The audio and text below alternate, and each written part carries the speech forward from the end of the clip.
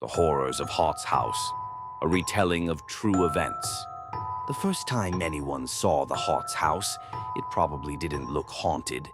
It was just another farmhouse in the Kansas plains, a slouching, weathered thing with a pitched roof and a rickety porch. Wilhelm Hotz built it in 1879 with his own hands. Back then, it was sturdy, full of life. But as the years dragged on, the soil grew sour, the crops failed, livestock died without reason, and then the family disappeared. No bodies, just gone. By the time Travis Morgan found himself there in 1974, the house had already slipped into legend. It was the kind of place teenagers dared each other to visit, a place whispered about in town. People spoke of flickering lights in the attic, of doors that locked themselves, of things with claws that left their marks on the cellar walls. Travis didn't believe in any of it. He was 23 years old, fresh out of the army, and restless. He'd heard about Hotz house from a co-worker at the grain mill, a guy named Jesse who swore he'd seen something wrong there when he was younger. The way Jesse described it, big eyes in the windows, not human big. It had the stink of a drunken campfire story. But Travis was bored, and bored young men in small towns do stupid things. He drove out to Hotz house on a Saturday night, alone. The drive was lonely, the gravel road splitting a vast ocean of unbroken prairie. No streetlights, no headlights in the distance. Just him, his old Chevy Nova, and the faint, persistent hum of the wind pushing against the wheat fields. When he saw the house, his stomach tightened, though he would never admit it.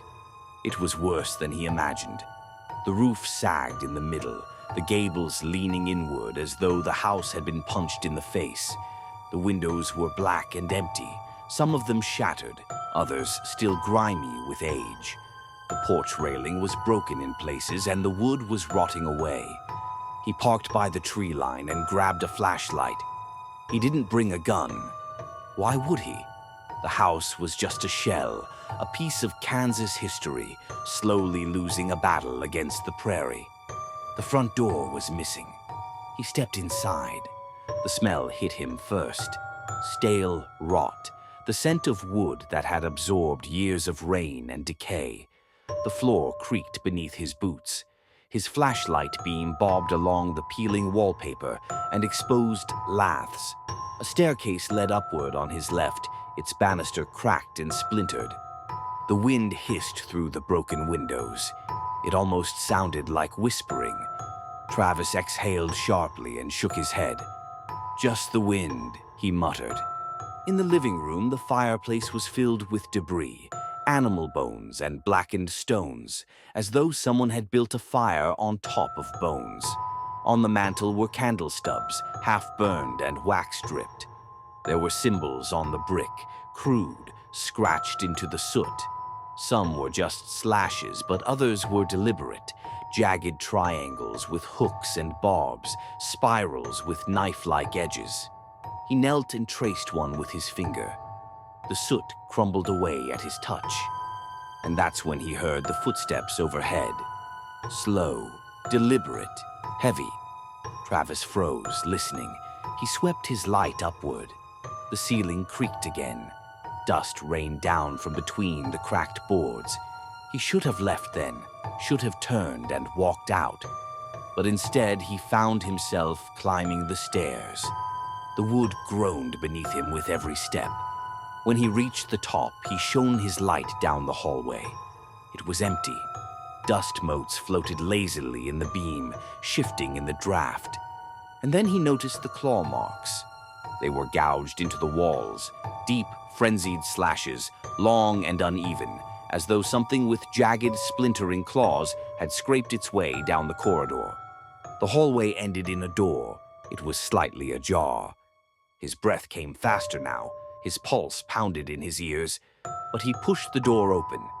The attic was nothing but beams and rafters, filled with broken furniture and yellowing newspapers. The flashlight beam swept over a torn mattress, the fabric long rotted away, exposing the wire skeleton inside. But then he saw the symbols. They were carved into the floor this time, deeper, more erratic. Circular patterns, spirals, and jagged star-like shapes filled the wood. Some were fresh, the splinters still raw and pale. The center of the symbols was blackened as though scorched. He knelt, running his fingers over the burned edges. The wood was warm. And then something exhaled behind him. Hot breath, right on the back of his neck. Travis spun around, the flashlight trembling in his grip. The beam caught only swirling dust, but the thing, whatever it was still there. He could feel it, could hear it. A wet, heavy breath. He backed toward the stairs. The attic suddenly felt too small, the air too heavy. And that's when he saw them, the eyes. Two of them, low to the floor, glinting like wet glass. They blinked once, twice, then rose, slowly, too slowly. Whatever it was tall, taller than a man. Travis turned and ran. He hit the stairs hard, his boots skidding on the warped wood. His flashlight tumbled from his hand, bouncing down the steps and shattering at the bottom. He didn't care. He sprinted for the front door, but it was closed. He swore it had been open. He yanked at the knob, but it didn't budge. And then he heard it coming down the stairs behind him. Heavy, dragging footsteps, something scraping against the banister, something large. Its shadow stretched along the wall, distorting in the moonlight. Travis threw his shoulder against the door. Wood splintered. The frame gave way. He stumbled out onto the porch, hitting the ground hard. He scrambled to his feet and ran. He didn't stop until he reached his car. He flung the door open, jammed the key into the ignition, and slammed the door shut. The engine coughed once, then roared to life. As he sped down the gravel road, he risked one glance in the rearview mirror. There, on the porch, it stood. It was tall, impossibly tall, and hunched, its arms too long, its hands too low. It had no face, only a stretched mask of pale skin and dark, empty pits where its eyes should have been. It watched him leave. Travis never went back.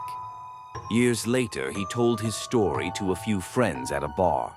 They laughed at him, called him a liar, said he was just drunk or high. But he never told them the part that haunted him most, the part he kept to himself. When he was running for the door, when he was at the bottom of the stairs, he could hear it breathing. But it wasn't just behind him. It was right next to his ear,